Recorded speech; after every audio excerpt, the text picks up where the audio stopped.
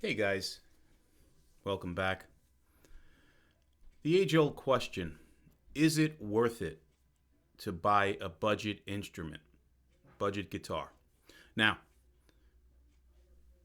full disclaimer up front, this video is not geared at or designed for professional musicians, folks that have been playing guitars for, 40 years of their life, um, very seriously. It's targeted for beginners, novices, home hobbyists, folks that just play for their own enjoyment, right? That's kind of the profile that we're going after when I'm going to be making the following comments. So just full disclosure, right? Okay, so is it worth it to buy a budget guitar? Just starting out, you're looking to maybe buy an instrument for someone in your family to learn. You might be revisiting playing guitar after a long layoff. There could be a host of reasons why you're looking at buying a budget guitar or a new instrument, right? So the first things first, you need to take into consideration, and these are, Captain Obvious to some extent, right? What do you plan on doing with the instrument, right? That's the first thing. If you are looking to screw around maybe on a guitar, learn on it. You might want to build up your luthier skills and learn how to do, tweaking, minor modifications. That's a very good reason to buy a budget guitar. Again, your profile, you're just a home player like myself, right? A novice, somebody that just enjoys instruments, and that's the extent of it, right? That's a good reason for a budget instrument. To learn on, right? To get better. We're all at that point, right? Um, that's obviously a reason. Building up a guitar stable, right? Let's say you're revisiting getting back into playing guitar. You haven't played in years.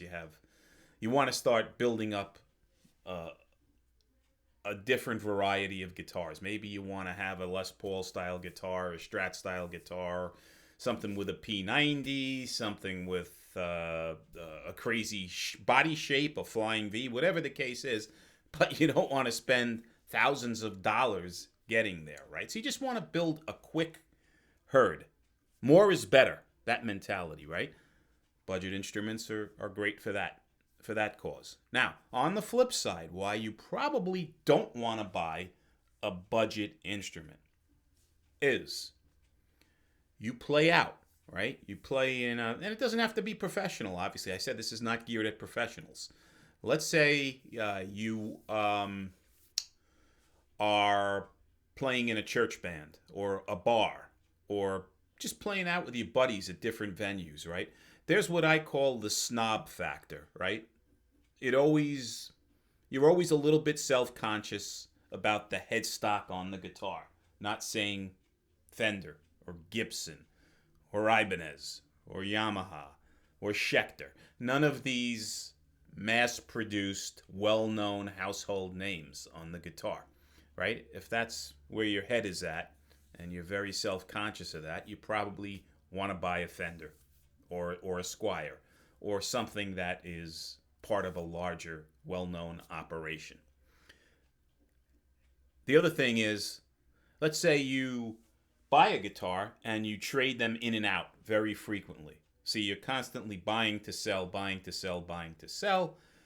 If you're in a position, and I'm not saying emulate average Joe, but you're in a position where you're accepting the fact you're going to be constantly losing money on that operation, then go for it with a budget guitar. However, you're much better off with a guitar that's going to hold its value over time, right?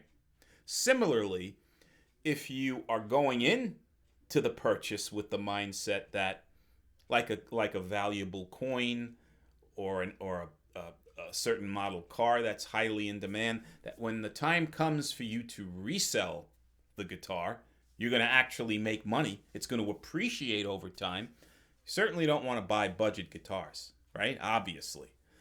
You want to buy something that has staying power, something that's in demand, maybe something that's not as common, but it's a stable brand instrument, right?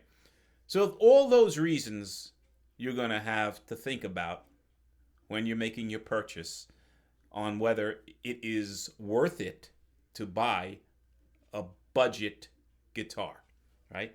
And budget guitars can be household names as well. I'm referring to, when I say that, some of the brands that we are all very familiar with, right? We're very familiar with. And not so much the Gibsons, the Fenders, and the Yamahas of the world, because they tend to be higher price points. Now, on the flip side of that, one more reason to buy a budget instrument is if you want more for less. You're a value shopper.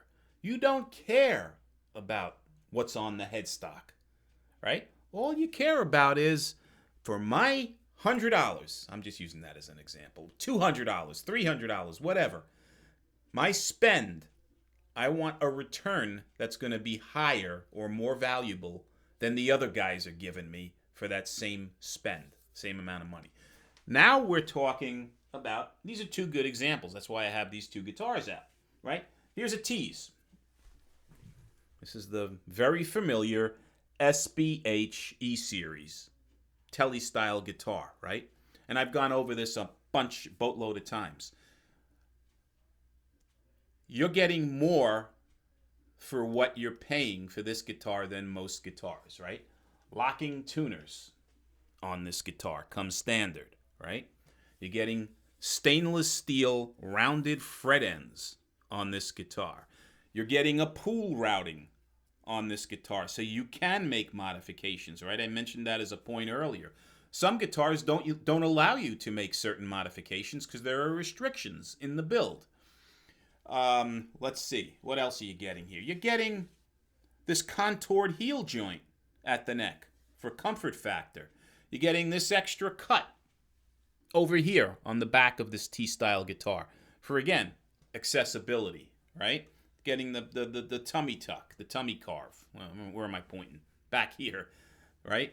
So there are things that you're getting on this guitar. You're getting Alnico pickups that are shipping with this guitar. Now, I know there were discussions saying, well, some ceramics are just as good or whatever the case is, but you're getting nicely appointed Alnico pickups on this guitar, with this guy here being this humbucker, which is a very, very, looks like a single coil, but plays like a humbucker and is a humbucker, right? Really cool pickup. You're getting full-size CTS pots in this, alpha pots in this guitar, right? With Garrett wiring and all sorts of upgraded internals over here. Getting a bone nut. I mean, I can go on and on what I'm talking about with this instrument, but there are a lot of things that you're getting on this guitar that other people aren't including in their price. So you're getting a better return for your dollar. That's another reason to maybe buy this budget guitar or a budget guitar over a more... The other guys have to absorb advertising costs and operational costs and can't afford to include these types of premium features at the price point that you're paying, right? Here's another example, right? This guy is, and I've gone over this guy several times as well. This is a Musi, or an M Musi Capricorn Fusion, right? You're getting an older body on this guitar. Premium wood, older body. Similarly to the T's, you're getting this contoured neck heel on the guitar. You're getting different cuts, right? Extra cuts on the back of the guitar for accessibility. You're getting stainless steel rounded fret ends on this guitar. You're getting locking tuners on this guitar.